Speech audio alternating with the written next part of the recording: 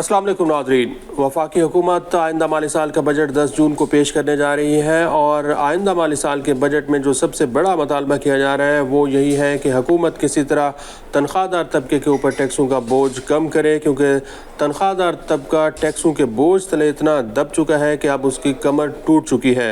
हुकूमत, वज़ारत ख़ज़ाना और IMF के दरमियान इस वक्त भी मुज़ाकरात जारी हैं और इस दफ़ा FBR सबसे बड़ी प्रपोज़ल IMF के सामने जो लेकर गया है वो यही है कि तनख्वाहदार तबके को आइंदा माली साल के बजट में रिलीफ फराहम किया जाए, किसी तरह टैक्सेस की जो शरह है इसको कम किया जाए। लेकिन IMF जो है वो FBR की इस तजवीज़ के ऊपर यकीन करने को और इस तजवीज़ को मानने के लिए तैयार नहीं है, क्योंकि IMF बार बार यही मुतालबा कर रहा है कि अगर तनख्वाहदार तबके के ऊपर टैक्सों का बोझ कम करना है तो फिर आप हमें इसका मुतबादिल जो प्लान है वो भी पेश करें, क्योंकि तनख्वाहदार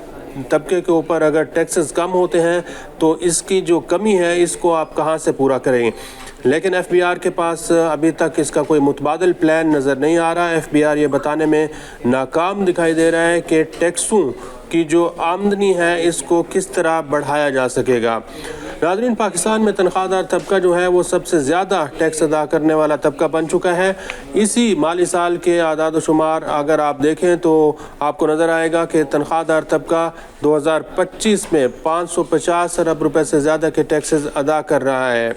2024 में सैलरीड क्लास ने 368 अरब रुपए के टैक्सेस अदा किए थे और 2023 के दौरान तनख्वाहदार तबका ने 264 अरब रुपए का टैक्स अदा किया था। लेकिन इसके साथ साथ अगर आप दूसरे शोबों को देखें तो उनसे FBR टैक्स वसूली करने में नाकाम दिखाई दे रहा है। ख़ास तौर पर जो रिटेल सेक्टर है वो FBR और हुकूमत की भरपूर कोशिशों के बावजूद भी टैक्स नेट में नहीं आ रहा और टैक्स आमदनी भी अदा नहीं कर रहा। रिटेल सेक्टर इस माली साल के दौरान FBR को सिर्फ 38 से 40 अरब रुपए अदा कर रहा है। एक्सपोर्ट सेक्टर तकरीबन 124 अरब रुपए का टैक्स अदा करेगा, जबकि प्रॉपर्टी सेक्टर की जो सेल और परचेज़ हो रही है उससे FBR को इस साल के दौरान 100 अरब रुपए का टैक्स इकट्ठा हो सकेगा। इसी तरह होलसेल सेक्टर से भी FBR जो है रवा माली साल के दौरान 25 से 30 अरब रुपए का टैक्स इकट्ठा कर सकेगा। लेकिन तनख्वाहदार तबका जो है वो 550 अरब रुपए से ज़्यादा के टैक्सेस अदा कर रहा है। इसकी वजह यह है कि पाकिस्तान में जो तनख्वाहदार तबका है इसके ऊपर टैक्सेस की जो शरह है, टैक्सेस के जो स्लैब हैं वो बहुत ज़्यादा हैं। पाकिस्तान में अगर आपकी तनख्वाह 50,000 रुपये है तो आपको टैक्स छूट दी गई है। सालाना टैक्स छूट की जो हद है वो 6 लाख रुपए मुकर्रर की गई है, लेकिन 6 लाख से 12 लाख रुपए तक अगर आपकी सालाना तनख्वाह है तो इसके ऊपर आपको 5% का इजाफी टैक्स अदा करना पड़ता है और इसके साथ साथ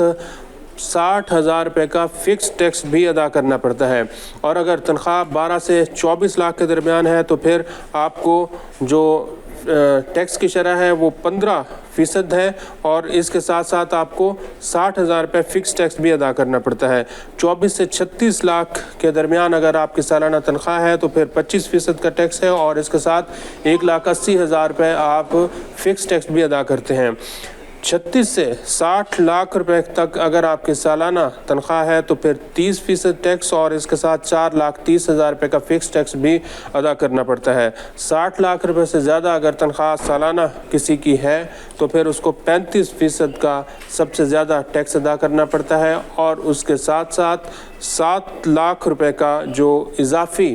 टैक्स है, फ़िक्स टैक्स है, वो भी अदा करना पड़ता है। नाज़रीन, पाकिस्तान में सबसे ज़्यादा इनकम टैक्स की शरह जो है वो 35% है, लेकिन हमारे जो हमसाया ममालिक हैं, सिर्फ हमसाया ममालिक को ही देख लें तो वहाँ पर इनकम टैक्स की शरह पाकिस्तान से कहीं कम दिखाई दे रही है। श्रीलंका में इनकम टैक्स की शरह 18% है, सिंगापुर के अंदर 24% है, अफ़गानिस्तान में 25%, आज़रबाईजान में भी 25%, बांग्लादेश में भी 25% है और इंडिया में पाकिस्तान के मुकाबले में इनकम टैक्स की शरह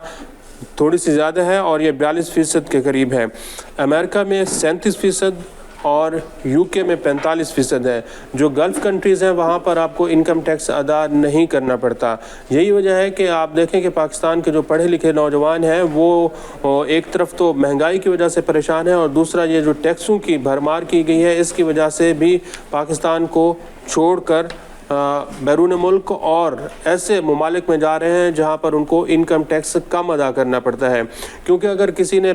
35% یا پھر 40% ٹیکس ادا کرنا ہی ہے تو پھر وہ یہ سوال کرتا ہے کہ جو مجھ سے ٹیکس وصول کیا جا رہا ہے اس کے بدلے میں مجھے کیا دیا جا رہا ہے، کیا میرے بچوں کو، میرے خاندان کو، میری فیملیز کو تعلیم، صحت، روزگار اور سیکیورٹی کی جو صورتحال ہے حکومت وہ فراہم کر رہی ہے یا پھر نہیں فراہم کر رہی۔ تو بجٹ جیسے جیسے قریب آ رہا ہے حکومت بار بار یہی مطالبہ کر رہی ہے کہ